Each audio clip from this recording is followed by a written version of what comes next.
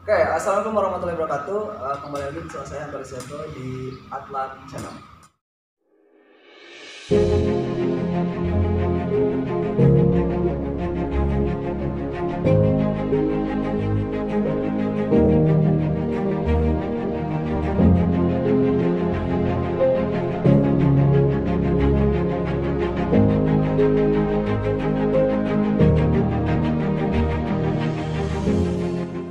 Oke, di video kali ini atau di konten kali ini sebelum kita masuk ke konten, buat teman-teman yang baru nonton di channel jangan lupa untuk bantu like, subscribe biar lebih berkembang, biar lebih semangat untuk bikin konten yang lebih bermanfaat lagi. Nah, di video kali ini saya tidak sendiri, saya ditemani oleh Kang Dery. Ini adalah wasit Kabupaten Sukabumi dalam cabur pencaksilat. Nah, pada video kali ini, di konten ini saya akan lebih sharing tentang penilaian atau cara penilaian dalam pertandingan kategori tadi, Kang Dery. Jadi ada beberapa teman yang masih rancu, masih bingung ketika pertandingan.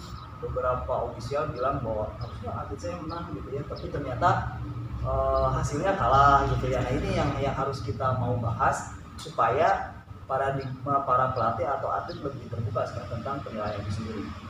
Menurut Kang Dery, penilaian silat itu seperti apa? Sebetulnya simpel ya teman-teman. Contoh untuk kategori tanding itu untuk pukulan nilainya cuma 1, Pukulan 1, nah, tendangan 2, jatuhan 3. Ya, oke. Tapi dalam cabur pencaksilat khususnya di kategori tanding itu ada nilai prestasi. Oh, nilai tambahan berarti Ya. prestasi, oke. Bisa dibilang nilai 1+, itu nilai prestasinya. Sebagai contoh ini, pesilat ada elakan atau hindaran disambut dengan pukulan dan masuk tepat sasaran, itu nilainya 1+1. Oh, jadi kalau misalkan ada elakan dulu atau hindaran dulu itu akan menambah poin untuk si atlet berarti. Iya. Oke. Berarti kalau misalkan elakan langsung tendangan berarti 1+2. Oke. Tapi selain yang 1+2, selain elakan ada juga.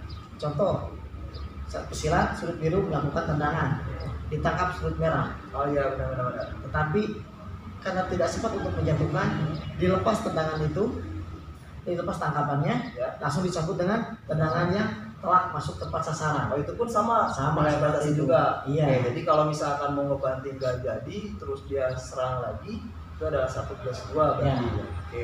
Kalau untuk bantingan misalkan, tadi jatuhan itu poinnya 3. Tapi ada nilai prestasi gak kalau di jatuhan? Ada, sama. Kalau misalnya untuk nilai jatuhan yang biasa kan, contoh sirkelan, guntingan, itu nilainya 3. Oke, Tapi ya. kalau dengan nilai prestasi di jatuhan atau bantingan, itu ada usaha dari Oh, penangkapan, tangkapannya. langsung dijatuhkan. Iya, benar, Nah, proses itu seperti tangkapannya. itu. Oke. Jadi ada nilai plusnya di situ, kan ada usahanya lebih gitu. Beda dengan hanya sekedar untuk sapuan aja ataupun hanya sekedar guntingannya saja. Itu beda gitu. Oke, terus kalau misalkan gini, pada saat si atlet, saya pernah lihat sih, karena emang kalau dulu saya memperhatikan itu masih zaman manual ya, wasit itu masih nulis pakai pulpen gitu ya, di kertas gitu ya. Kalau sekarang itu udah mulai pakai layar ya, udah enak sih, kita Digital. penonton ya digital, set nonton udah, oh kita kalah nih, oh kita menang nih misalkan. Nah, kalau melihat dari sana pernah kelihatan bahwa ada atlet yang nendang atau mukul tapi tidak tertulis, kayak misalkan waktu di Asian Games waktu Malaysia itu yang protes katanya dia udah sabit tapi nggak dapat poin gitu. Nah, kira-kira itu gimana tuh? Kok bisa gitu nendang tapi nggak bisa dapat poin gitu? Oke. Yang pertama, teman-teman harus diketahui juga ya, pada saat serangan itu pesilat harus diawali dengan sikap pasang. Ada kaidahnya. Kaidah dulu. Nah, sikap pasang, pola langkah silat. Karena aturan seperti itu, diawali dengan sikap pasang, diakhiri dengan sikap pasang. Dan kenapa? Contoh, ada pada saat suatu pesilat menendang tapi nilai tidak dimasukkan. Itu Ya, ada benar. beberapa faktor ya. Contoh, juri belum tentu melihat tendangan itu telak atau masuk atau tidak. Juri belum tentu melihat. Iya, karena sudut pandang. Oh iya, berarti. Oh, Karena posisi juri oke, itu kan oke, beda-beda, oke. tidak satu jajar. Ada 5 ya kalau Ada nggak salah. 5 ya. 2, Nah. 3, 4, 5. Gitu. Karena pada saat pesilat itu menyerang, apakah setiap juri melihat? Belum tentu. Kalaupun memang jeli kelihatan, ya berarti harus mau tidak mau dicatat. Kalau dalam sudut pandang wasit, kalau misalnya duduk nih, apakah wasit berusaha untuk melihat konteks yang terjadi pada atlet? Misalkan ada pernah saya lihat ada wasit yang sampai kayak gini ya, atau sampai kayak gini gitu pada saat menilai. Ya. Ada juga yang wasit yang santai aja, lihat kayak gini aja. Ya kalau kelihatan ya ditulis, ya kalau enggak, haruskah kita mencari si wasit ini gitu? Ataukah emang apa yang kita lihat itu ya? Tergantung dari karena memang di saat nanti ada serangan kita tidak terlihat, sedangkan juri yang lain memasukkan nilai. Kenapa kita sendiri yang tidak memasukkan nilai? Setidaknya dengan kita menengok Ya. ke kanan atau ke kiri, Ya benar-benar. lebih memperjelas apakah serangan itu masuk atau tidak, telak atau tidak ke tepat sasaran. Itu tujuannya gitu. Oke. Nah, ada juga nih Kang Dewi nih kejadian pada saat si atlet proses serang bela. Iya. Kan ada nih kalau ketika gue apalagi di kelas-kelas kecil ya, kelas A, B, C itu pedang itu kadang Saling merah serang. ya, saling serang lah gitu ya. Itu kalau saya pribadi kalau membayangkan di posisi wasit, kita bukan mesin ya yang bisa Iya. oh ini berapa gitu. Untuk menyiasati penilaiannya seperti apa ketika terjadi body contact yang lebih dari 2 kali serangan misalkan. Ini 2 kali serangan, contoh sudut merah memukul, sudut biru memukul. Nah, benar. Bisa dicatat 1-1, Oke. tapi bisa juga tidak karena seimbang. Balance ya, sama Balance. gitu ya. Satu nendang, satu yang satu lagi nendang juga, sama balance juga. Tetapi yang bedanya gini, di saat yang satu mukul, yang satu nendang, Nah, poinnya kan beda. Karena poin pukulan itu kan 1, ya. poin tendangan itu 2. 2. Yang pukul kasih nilai 1, yang tendang kasih nilai 2. Simpel sebetulnya. Jadi kalau terjadi misalkan body contact, itu yang dilihat adalah Biasanya lihat yang serangan yang beda, terus yang di akhir. yang dia. Itu Benar-benar. Karena kejadian bahwa ketika body contact kita merasa bahwa kita sudah menang nih, padahal Ya. ternyata poinnya yang jauh sangat kayak gitu. Di situ pada terkadang ruginya pesilat itu bisa saling serang bela, saling balas, tapi belum tentu poin itu masuk. Iya. Itu karena lebih baik 1 kali serangan telak itu jelas. Oke. Nah ini kejadian lagi. Kalau dulu itu circle nggak boleh serang. Ya. Kalau sekarang itu boleh serang dengan catatan tidak ada pada titik tupu di bawah kalau nggak salah ya, Iya. titik berat ya Iya. gitu ya. Kalau dari samping itu kalau nggak salah sih. Iya. Pada saat circle dilakukan terus atlet menendang dan kena, ditulis nggak poinnya? Kalau tepat sasaran itu masuk. Oke, kalau misalkan di daerah sarang ya, lebih misalkan. Tapi kalau misalnya terhalang tangan, ada belaan dari si pesilat yang melakukan circle ataupun sapuan, itu tidak. Yang jelas intinya kalau poin ingin masuk, ingin dicatat, ingin masuk poin, harus telak dan tepat sasaran, itu aja. Oke, terus yang berikutnya gini lagi, ada lagi kejadian pada saat pertandingan gitu ya. Jadi kejadian si atlet menendang, terus si atlet itu pun ikut menendang, itu kan balance tuh. Ya. Tapi ada juga yang ketika dia menendang, tapi ada misalkan sentuhan di tangan Ya. atau blok dulu kayak gitu. Apakah itu menambah poin atau tidak? Tidak, Oh tidak. Tidak. Karena itu hanya sekedar belaan saja. Belaan saja. Nah, hanya menangkis, tapi tidak disambut dengan Serangan. dilanjutkan Oh dengan ya. serangan. Kecuali kalau dilanjut dengan serangan serangan telak. telak. Nah, itu baru. Oh iya. Oh, iya. Oke, terus misalkan untuk sasaran tembak Hmm. nih, apakah harus telak ke body ataukah emang hanya sekedar nempel saja atau harus bersuara misalkan baru ditulis poinnya atau seperti apa gitu untuk oh ini nih masuk nih, oh ini enggak. Bisa ada pakai contoh nggak? Boleh. Oke, satu orang sini. Misalkan nih yang ditulis dan tidak ditulis poinnya, misalkan itu kan di daerah body sebenarnya. Nah, ada kejadian dia mukul atau nendang tapi nggak ditulis. Apakah salah di perkenaan ataukah emang nggak kena atau harus benar-benar boom gitu baru ditulis? Oke, contoh ya. Di sini kan ini untuk posisi target serangan. Oke, ya. Begitupun yang di belakang pun target serangan juga. Oh, yang di belakang boleh diserang? Yang tertutup body. Terkecuali ini tulang punggung yang tidak tertutup, itu tidak boleh. Tidak boleh Tidak diserang. boleh. Nah, kenapa? ada pesilat di saat menyerang poin tidak masuk. Satu, yang pertama tidak diawali dengan sikap pasang ataupun kaidah, ya. Cabur yang lain pun sama. Contoh berdiri, dia kan posisi dengan pasang gini ya, tidak tangan di bawah. Pesilat pun sama, pasang, ya, pasang. Pukulan hanya sekedar nempel begini, itu tidak jadi poin. Oh, nggak jadi ya? Tetap intinya bertenaga dan tepat sasaran. Nah, contoh masuk, itu bisa dimasukkan nilai. Tenang pun sama, ya. Kalau hanya sekedar nempel, itu tidak. Ya, ini juga tidak jadi poin di saat pesilat hanya terkena tangan di sana. Nah, tidak. Misalnya kalau ke tangan nih misalkan, Ya. tapi dia tembus di sini, boom. Oh enggak tetap. Tidak, karena Oh, iya. terhalang. Karena Intinya terhalang. poin akan bertambah atau akan masuk dicatat juri pada saat serangan telak dan tidak terhalang apapun.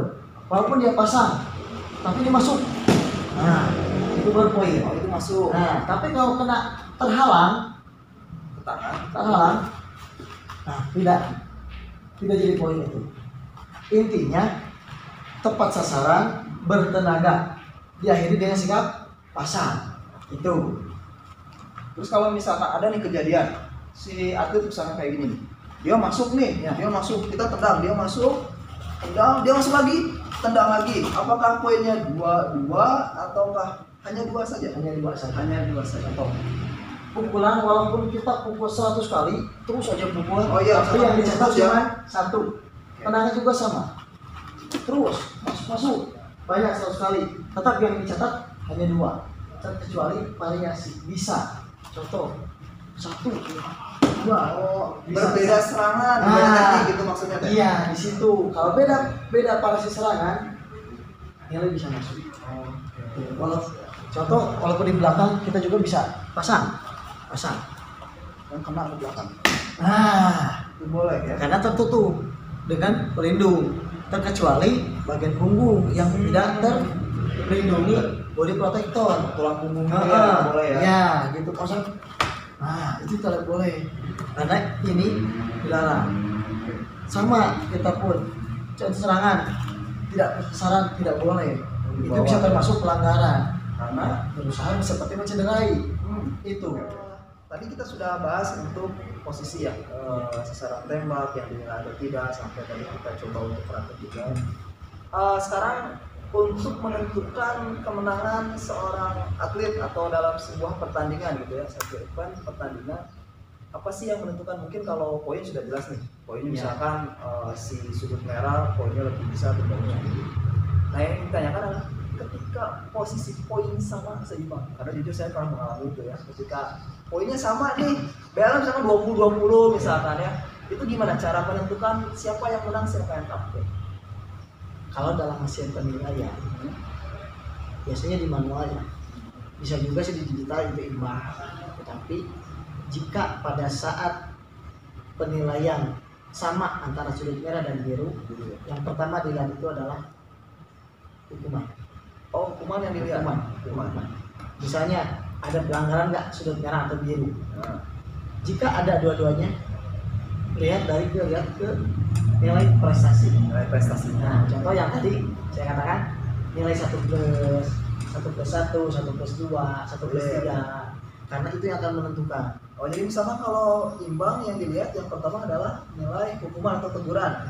Berarti yang dapat teguran itu yang kalah atau yang mana? Nah, itu yang kalah. Yang banyak kalah. teguran yang teguran yang banyak itu yang kalah. Nah, kalau misalkan tegurannya seimbang, dilihatnya adalah prestasinya. Yang nilai prestasi. Oh, nilai prestasi gitu. Ada nilai 1+ gitu ya. Iya. Oke. Itu Kalau yang- misalkan tidak ada nilai prestasi misalnya, kita berandai-andai saja Ya. ketika pertandingan tidak ada nilai prestasi itu gimana? tapi rata-rata hanya Ada. dua itu. Nah, siap. Pasti di pola serang itu yang akan berbeda. Soalnya kalau dulu saya pernah sampai tambah ronde itu jadi Bisa. 4 babak main Bisa. itu gara-gara Bisa. tuh, gara-gara apa namanya poin yang sama. Nah, mungkin kalau tambah ronde nilai hukuman Iya. sama ataupun tidak ada, nilai prestasi pun sama, Sama. maka akan terjadi tambah babak di situ. Terus gini, karena dulu itu kita manual ya wasit ya, terus dengan yang digital sekarang ada plus minus ya untuk sistem pertandingan yang menggunakan manual, yang menggunakan digital. Ya ini khususnya pribadi lah gitu ya.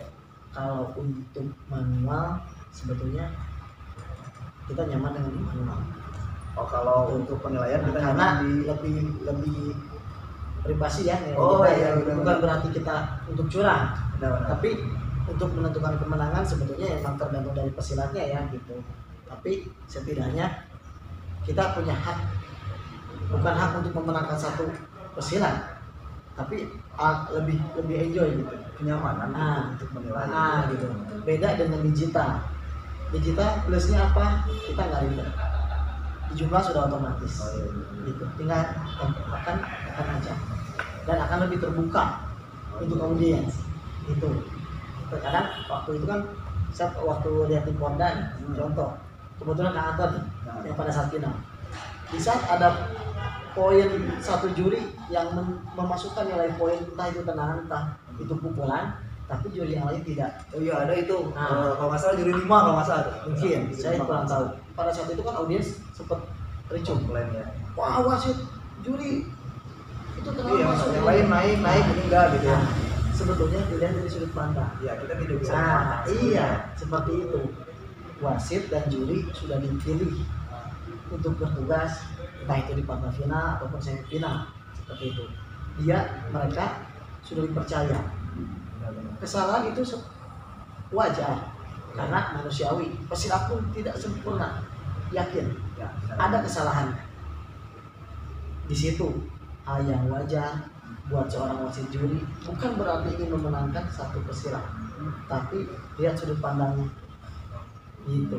Kalau saya sih di sudut pandang atlet ataupun di pelatih minusnya kalau untuk ya kalau untuk manual emang kita tidak tahu apa yang dinilai atau poin kita berapa ya, gitu. Karena kalau di manual itu kita hanya berandai-andai bahwa atlet kita itu kalah atau menang poinnya.